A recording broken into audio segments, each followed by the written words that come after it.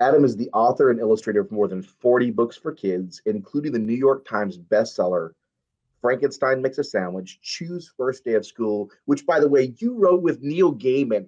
I was so excited about that. Neil Gaiman wrote it. I illustrated it. It is it is brilliant. I was so excited by that. Thank you. And let's not forget my all-time favorite here. Are You Scared, Darth Vader? Right? So wonderful. Adam, welcome. Thank you so much. Thank you for joining us. Adam's here to talk about his book, Pluto Gets the Call. So I must admit, Adam, I am shocked. What do you mean Pluto is not a planet? I remember learning this many years ago. Pluto is the ninth planet. It's way out there. Can you read the pages of your book where Pluto is informed of this shocking news? Oh, sure. Yeah, let's see. When you and I were kids, everybody told us there were 9 planets, and every list of the planets ended with Pluto. It was Mercury, Venus, Earth, Mars, Jupiter, Saturn, Uranus, Neptune, and Pluto.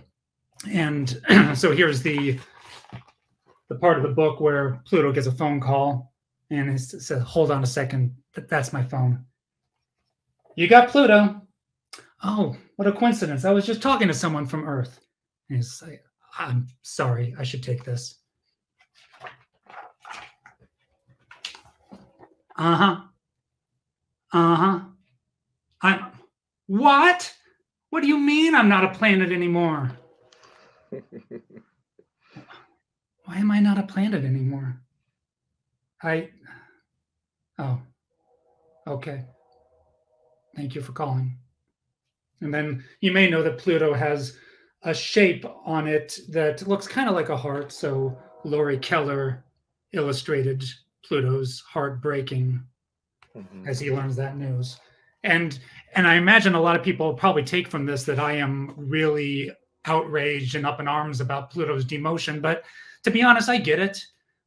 We were approaching a time where we had to kind of make a decision, or at least the astronomers did. I didn't have anything to do with it. But we were going to have to either decide a new definition for the word planet that would give us fewer planets and kick Pluto out of the club, or we were going to have to start accepting that actually there's other planets out there. There's a lot of other planets that we now call dwarf planets like Pluto, but there's a chance that we're just going to discover more and more of them.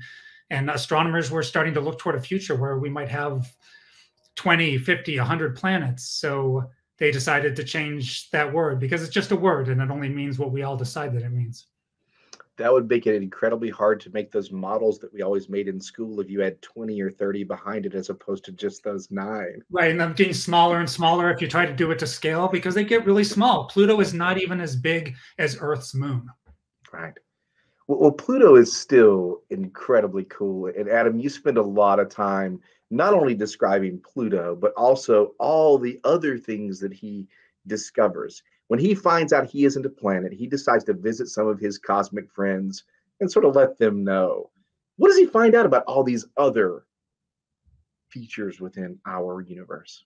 Oh, there's so many kind of just interesting, really so many great little facts about the planets that there was, I really had to make a lot of choices about what am I going to say. I only have a little bit that I can say about this planet or that planet. And then every now and then an interesting fact would stick out to me. Like, for example, I have to admit, I'm not an expert. My wife's the expert. Like Serafina earlier, my wife is actually an astrophysicist as well. Planets aren't her specialty, but still she helped me find the resources that I needed to write a book, because I really did want to write a book about the solar system. And, before I started this, I thought Mercury must be the hottest planet. It is the closest to the sun, but it's not. It's Venus. And Mercury is so interesting in that it's hot and cold. If you were standing on Mercury in the sun, you would burn up. And if you were standing on Mercury in the shade, you'd freeze. And that blows my mind, that there could be such amazing extremes on one tiny little planet that close to the sun.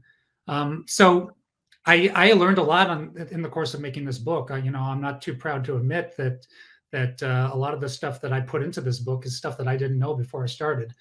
But I just, I took my wife's advice and I found the right resources online that she told me that I could trust. And I got out and learned, and the kids who are watching could do the same thing.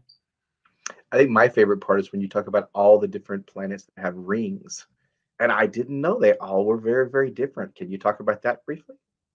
Yeah, I think we think about Saturn having rings, but the truth is that um, Uranus has rings too, and I didn't know that when I was a real little kid. I don't know when they discovered it. I don't expect that when I was real young, I was, you know, like constantly on the cutting edge of learning every little thing that the astronomers knew.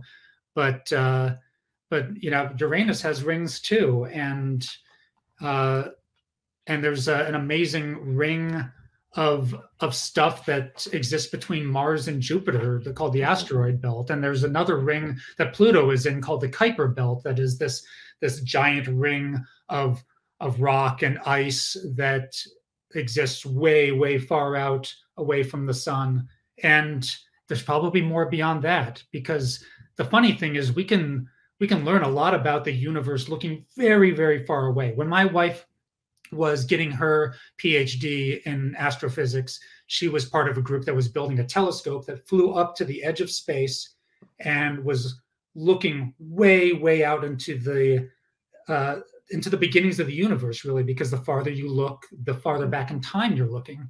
And she was looking for some of the stuff that Serafina was talking about earlier too, the birth of stars. And it's amazing that we can do that, and we can look, 10 billion light years away at stars being born, but we're not really sure what's in our own backyard just out beyond Pluto, because it's a lot harder to see something that isn't making its own light. So it's very possible that we're going to learn that there are more planets out there beyond Pluto, maybe really big planets out there beyond Pluto that we just don't know about yet. Well, I can't wait to find out. Adam, at the end of your book, it's my favorite part of your book. You say that Pluto is a planet for everyone. Can you explain that? My idea with this book was to end with consoling Pluto that Pluto is actually even more special now, really, than maybe Pluto was when I was a kid, because now Pluto is the planet that doesn't get to be a planet anymore. So I say that Pluto is still a planet to everyone who was too short to ride the Ferris wheel, to everyone who ever put $7 in a claw machine and still didn't get the hippopotamus they wanted, to all the people who picked last for kickball. Pluto can still be a planet for them. Because honestly, the astronomers can have their word planet, and we can all have our word too. It's up to everyone to decide what that word means to you. Adam, I think you've convinced me. Pluto is now my favorite, and I'm going to say it, planet. All I'm right, convinced. I can't Thank stop you. you. Thank you.